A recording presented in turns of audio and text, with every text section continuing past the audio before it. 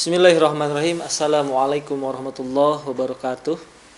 Alhamdulillahilladzi arsala rasulahu bil huda wa dinil haq liyudhhirahu 'ala dini kulli wa kafa billahi syahida. Asyhadu an la ilaha illallah wahdahu la syarikalah wa asyhadu anna Muhammadan abduhu wa rasuluhu alladzi la nabiyya ba'da. Amma ba'du. Segala puji kita panjatkan kepada Allah Subhanahu wa taala yang alhamdulillah pada kesempatan hari ini kita masih bisa bertemu kembali dalam kegiatan Sematren SMK Alamana.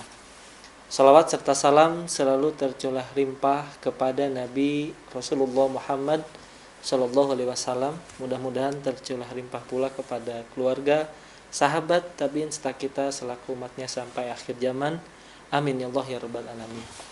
Sahabat Sematren SMK Alamana, alhamdulillah di season ini insya Allah kita akan membahas sedikit bagaimana kaitan dengan kaifiat membaca Al-Quran, atau mungkin lebih kepada tips bagaimana kita supaya lebih mencintai, bermahabbah kepada Al-Quran.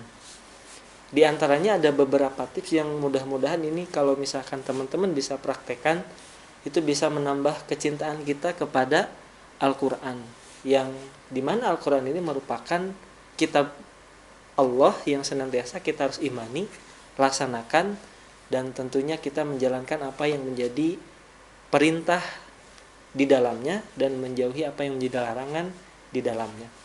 Yang pertama yakni niatkan karena Allah. Jadi ketika kita ingin membaca Al-Quran, itu yang pertama niatkan karena Allah.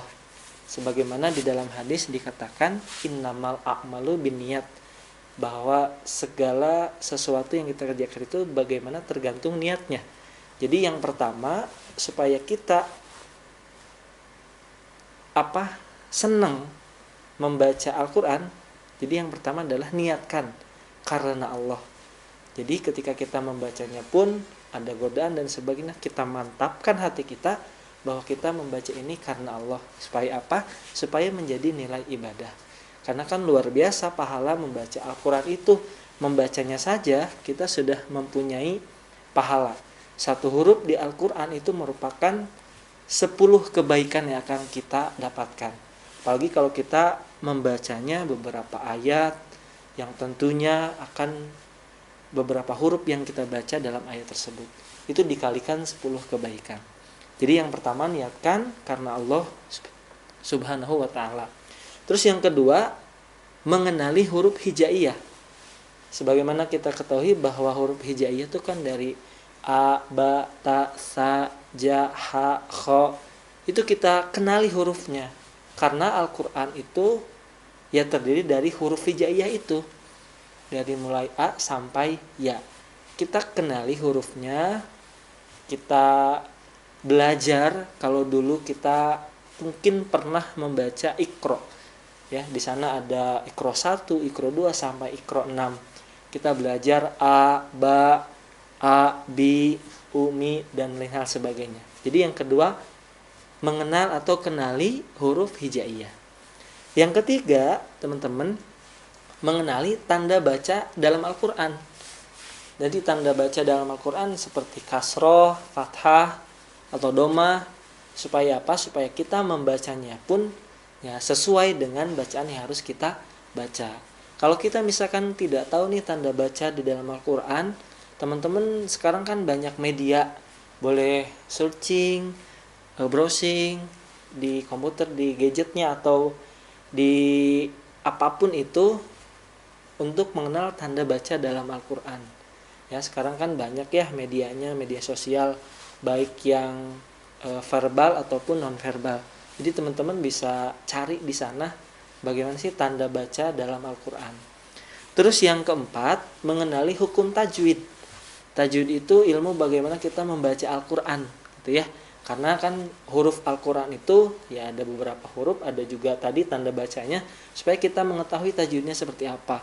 Ada idgham, ada idhar, ikhfa, iklab, dan masih banyak tajwid yang memang harus kita ketahui. Supaya apa? Supaya membacanya pun kita enak gitu, membacanya kita lebih memaknai dan lebih terasa ketika membacanya menggunakan tajwid gitu. Terus yang kelima, yakni latihan dan praktek membaca.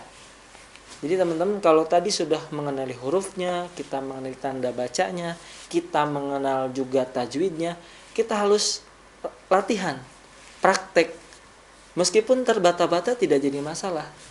Di dalam keterangan disebutkan bahwa yang membaca Al-Quran terbata-bata itu pahalanya 2 kali lipat. Artinya pertama dia pahala keinginan membaca Al-Qurannya, yang kedua keinginan atau karena membaca Al-Qurannya. Jadi yang terbata-bata itu di dalam fadilah amal disebutkan itu lebih banyak pahalanya karena dia punya kesungguhan lebih untuk belajar Al-Quran. Terus yang keenam, yakni pelajari juga irama dalam membaca Al-Quran. Ya, seperti yang sudah kita ketahui mungkin teman-teman, bahwa irama dalam membaca Al-Quran itu sejatinya ada 7 ya. Ada nahawan, ziharkah, atau bayati dan sebagainya. Boleh nanti teman-teman sambil dilihat, sambil dicari irama dalam membaca Al-Quran. Itu banyak juga ya di media sosial bagaimana para ustadz, para asatid yang memang dia belajar qiraat di dalamnya menggunakan irama-irama yang diantaranya tadi ada nahawan, bayati dan sebagainya. Supaya apa? Supaya kita membacanya pun lebih enak gitu, lebih tadi mendalami juga gitu ya. Jadi dicoba pakai irama. Terus yang terakhir, yang ketujuh, yakni sabar dan harus senantiasa terus belajar.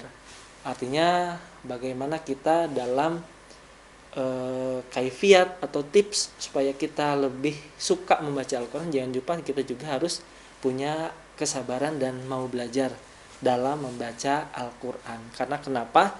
Karena ya pasti godaannya banyak, pasti tantangannya juga berat. Tapi yakinkan di dalam diri kita bahwa dengan kita membaca Al-Quran itu merupakan sebuah pahala. Apalagi sekarang di bulan suci Ramadan, biasanya yang tadinya nggak tadarus jadi tadarus nih.